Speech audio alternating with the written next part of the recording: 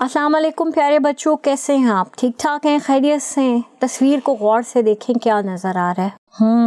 कुदरत की खूबसूरती, खूबसूरत मनाजिर। अच्छा, मुझे बताइए कि आपने वतन अजीज के कौन कौन से इलाके देख रखे हैं? क्या आपने चित्राल का नाम सुना है? नहीं सुना? तो आइए फिर मैं आपको बताती हूँ चित्राल की वादी के बारे में। लेकिन सबसे पहले मुश्किल अल्फाज के मायने। वस्त, दरमियानी, मुस्तफीद, फायदा, इम्तजाज, मिलाप, जुग्राफिया के मुतालिक, खाइयाँ, गढ़े, ज़ेरे तामीर, जो भी तामीर हो रहा हो, जो भी बन रहा हो। चित्राल को हिंदूकश की सबसे ऊंची चोटी तरचमीर के एक दामन में वाक़या है। कोई हिंदूकश का पहाड़ी सिलसिला ही उसे वसत एशिया से जुदा करता है। उसके शुमाल मगरिब से जनूब मगरिब तक का हिस्सा अफगानिस्तान के इलाकों से मुत्तसिल है, जबकि जनूब में दीर, जनूब मशरिक में सवात और मशरिक में गिलगित बल्तिस्तान वाक़या है। यूँ इसका जुग्राफियाई महल वकूफ़ बहुत अनोखा और मुनफरिद है। चित्राल सियाहत के एतबार से मशहूर है और उसकी पुरकशिश सकाफत और माजी उसे मजीद अहम बनाता है।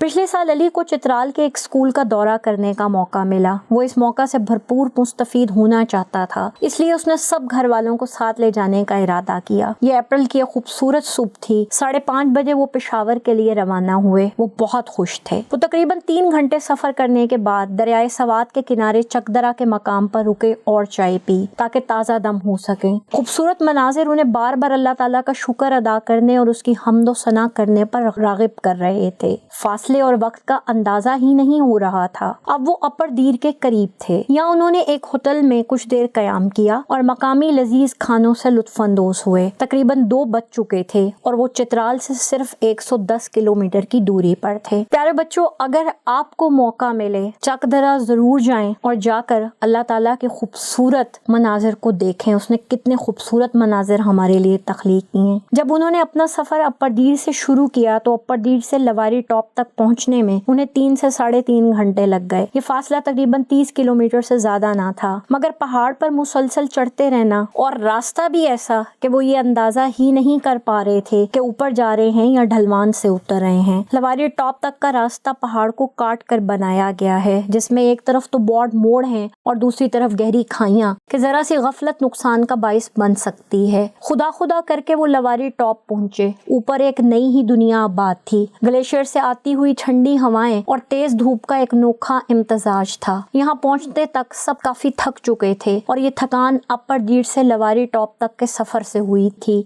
इससे मजीद मुश्किल और कठिन रास्ता अभी बाकी था, जब लवारी टॉप से ढलवान की तरफ जाते हुए चित्राल पहुंचना था। ये उनकी जिंदगी का अनोखा सफर था, जिसमें पहाड़ों की बुलंदियों पर पहुंचना और दूसरी तरफ उतरना सब एक ही दिन हो रहा था। पेशावर से चित्राल का फासला तकरीबन 300 किलोमीटर है, जो उन्होंने 16 घंटे में तय किया और बिलाखिर रात को वो चित्राल पहुँच गए। चित्राल में रात का मंजर बहुत खुशगवार और ठंडा था। सबका थकान से बुरा हाल था, इसलिए जल्द ही सो गए। सुबह उठने के बाद पाया कि स्कूल का दौरा किया जाए। स्कूल के दौरे पर आया हुआ कि आने वाला हर बच्चा तवील और दुश्वार गुजार रास्तों से आया है, मगर इल्म के नूर की अनोखी चमक उनकी आंखों में थी। वो इल्म के हसूल के लिए हर तरह की मुश्किलात बर्दाश्त करने के लिए तैयार थे। उनकी मासूमियत जाहिर कर रही थी कि वो तालीम में तरक्की चाहते हैं और आइंदा 10 से 15 साल में ये बात यकीनी है कि पाकिस्तान के हर हिस्से में चित्राल का ऑफिसर होगा, क्योंकि वहाँ तालीम का तनासुब 100% है। चित्राल शहर सिर्फ एक छोटा सा कस्बा है, जहाँ एक बाजार और सियाहतों के कयाम के लिए होटल हैं। दरिया के किनारे चित्राल का किला और बादशाह का महल वाक़या है। यहाँ मुख्तलिफ मज़ाहिब से ताल्लुक रखने वाले लोग बसते हैं और कई ज़बानें बोली जाती हैं। यहाँ का मकामी खेल पोलो है, लेकिन क्रिकेट और हॉकी भी खेले जाते हैं। उन्होंने बाकी का दिन चित्राल की सैर करते हुए गुजारा। दूसरे दिन उनका इरादा चित्राल से कुछ फासले पर गरम चश्मा जाने का था। यह चित्राल से 45 किलोमीटर दूर एक ऐसी बस्ती है जिसमें गर्म पानी का चश्मा बहता है। दूर दराज से आने वाले सयाह जब इन रास्तों से गुजरते हैं तो उनकी सांसें थम जाती हैं। यहाँ का रास्ता निस्बतन आसान है, जो खुश्क पहाड़ों से निकलता है। वहाँ के लोगों ने अपनी सहूलत के लिए दरिया से मुख्तलिफ जगहों पर छोटी छोटी नहरें निकाल रखी हैं, जिनसे वो काश्तकारी भी करते हैं और इसी पानी से अपने लिए बिजली भी पैदा करते हैं। ये सिलसिला गरम चश्मा तक दिखाई देता है।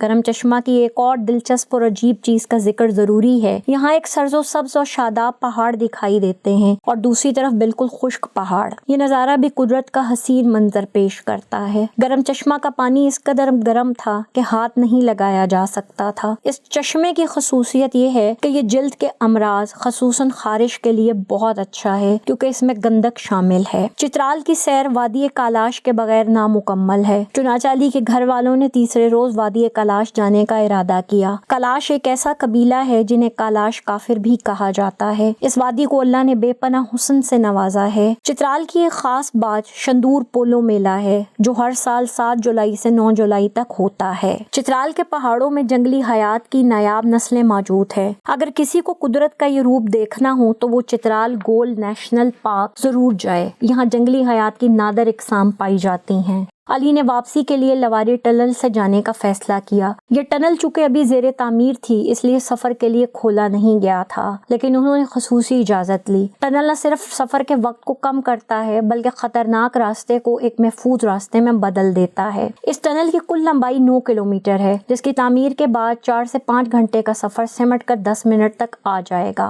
چترال کا جغرافیائی محل وقوع بہت منفرد ہے، جو برف باری کے دنوں میں اسے ملک کے باقی حصوں سے تقریباً 5 مہینے تک منقطع رکھتا ہے۔ بہت سے طالب علم جو پشاور میں زیر تعلیم ہیں اکثر ایسے موسم میں کئی دن تک بسوں میں قید ہو جاتے ہیں، کیونکہ برف باری کے دنوں میں وہاں پہنچنے کا واحد ذریعہ ہوائی سفر ہے۔ اس ٹنل کی تعمیر سے وہاں رہنے والوں کا یہ مسئلہ بھی حل ہو جائے گا۔ اللہ تعالیٰ نے ملک کے خداداد کو لازوال حسن سے نوازا ہے۔ حکومت کو چاہیے کہ ایسے علاقے جو تاریخی ورثہ ہیں یا قدرتی دولت سے مالا مال ہیں ان پر خصوصی توجہ دے۔ وہاں آنے جانے کے لیے آسانیاں ہوں۔ ان علاقے میں رہنے والوں کو زندگی کی تمام سہولیات اس طرح میسر ہوں جیسے بڑوں شہروں میں ہیں، تاکہ سیاحت کو فروغ ملے۔ جی، چترال کے بارے میں پڑھ کر میرا تو خود چترال جانے کو جی چاہ رہا ہے۔ کیا آپ کا بھی چترال دیکھنے کو دل چاہ رہا ہے؟